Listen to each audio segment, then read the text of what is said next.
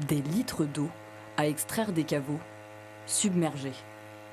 Après le déluge, les habitants se démènent pour en effacer les traces.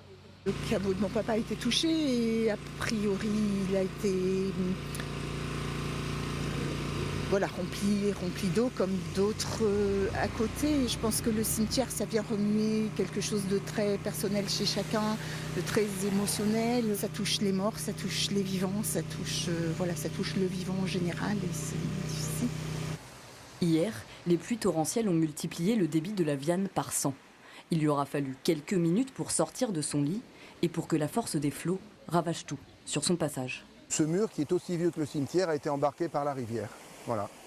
C'est pratiquement comme un mini tsunami qui a fait que il devait y avoir 50 cm d'eau derrière, le mur a cassé et c'est une vague qui a balayé tout ce qu'il y avait sur les tombes. Les gens n'ont jamais vu le cimetière comme ça, donc ça les rend malades. C'est évident que le cimetière, c'est un point extrêmement sensible pour la population.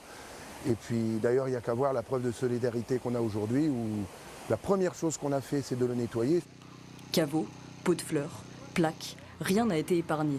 Depuis hier, pompiers, habitants, bénévoles et personnel des pompes funèbres se relaient sans relâche pour remettre en ordre le cimetière. C'est une obligation même presque, je dirais, un devoir civil. Voilà. Parce que c'est là où reposent nos pères, nos mères, nos grands-mères, nos enfants. C'est un lieu sacré à la commune, à toutes les communes. C'est un lieu où les gens se reposent. Enfin, voilà.